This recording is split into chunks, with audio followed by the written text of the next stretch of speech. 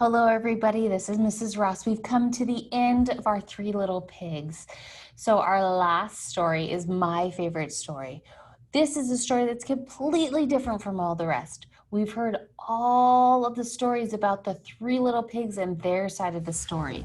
But this time, my favorite is the true story of the three pigs. All right, I can't wait to share this with you. Ready? All right, the true story of the Three Little Pigs. Notice this is actually from our library. If you see these little labels on the corner, this is how we check out the books. I got to check out my book today from Miss Corona. All right, this is told by John Scross and illustrated by Lane Smith.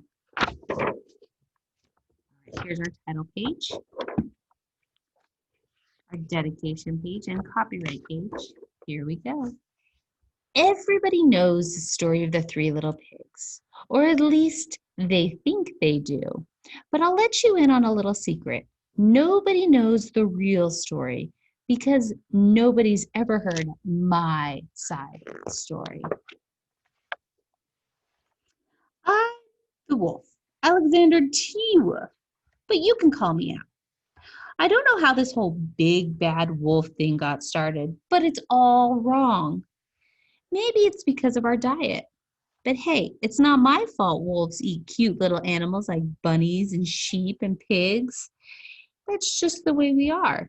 If cheeseburgers were cute, folks would probably think you were big and bad too. But like I was saying, the whole big bad wolf thing is all wrong. The real story is about a sneeze and a cup of sugar.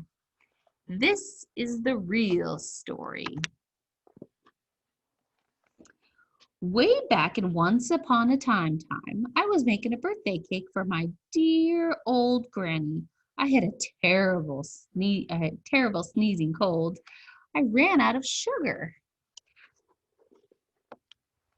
So I walked down the street to ask my neighbor for a cup of sugar. Now, this neighbor was a pig, and he wasn't too bright either. He had built his whole house out of straw. Can you believe it?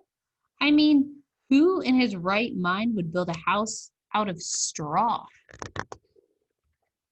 So, of course, the minute I knocked on the door, it fell right in. I didn't want to just walk into somebody else's house, so I called, little pig, are you in? No answer. I was just about to go home without the cup of sugar for my dear old for my dear old granny's birthday cake. That's when my nose started to itch. I felt a sneeze coming on. Well, I huffed and I snuffed and I sneezed a great sneeze. And you know what? The whole darn straw house fell down. And right in the middle of a pile of straw was the first little pig, dead as a doornail. He had been home the whole time. It seemed like a shame to leave a perfectly good ham dinner lying there in the straw, so I ate it up. Just think of it as a big cheeseburger just lying there. I was feeling a little better, but I still didn't have my cup of sugar, so I went to the next neighbor's house. Now, this neighbor was the first little pig's brother. He was a little smarter, but not much. He had built his house of sticks. I rang the bell on the stick house. Nobody answered. I called, little pig, or Mr. Pig, are you in? He yelled back, go away, wolf. You can't come in. I'm shaving the hairs on my chinny chin chin. I had just grabbed the doorknob when I felt another sneeze coming on. I huffed and I snuffed and I tried to cover my mouth, but I sneezed a great sneeze. And you're not going to believe it, but this guy's house fell down just like his brother's. When the dust cleared, there was a second little pig, dead as a doornail. Wolf's honor. Now, you know how food will spoil if it's just left out in the open, so I did the only thing there was to do. I had dinner again. Think of it as a second helping. I was getting awfully full, but my cold was feeling a little better. And I still didn't have my cup of sugar for my dear old granny's birthday cake. So I went to the next house. Now, this guy was the first and second little pig's brother. He must have been the brains of the family.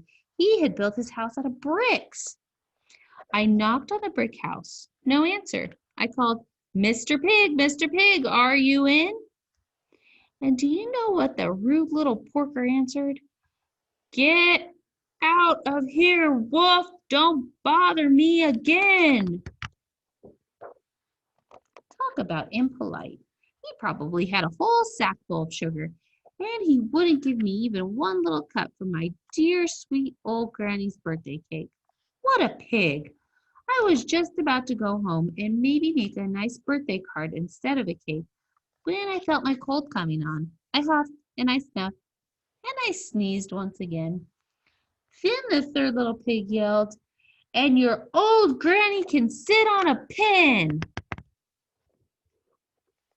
Now, I'm usually a pretty calm fellow, but when somebody talks about my granny like that, I go a little crazy. When the cops drove up, of course, I was trying to break down the pig's door, and the whole time I was huffing and puffing and sneezing and making a real scene. The rest, as they say it, is history. The news reporters found out about the two pigs I'd had for dinner. They figured a sick guy going to borrow a cup of sugar didn't sound very exciting. So they jazzed up the story with all that huff and puff and blow the house down. And they made me the big bad wolf. That's it, the real story. I was framed. But maybe you could loan me a cup of sugar? Okay, I hope you guys enjoyed the book as much as I did, and hope you have a wonderful day. Bye.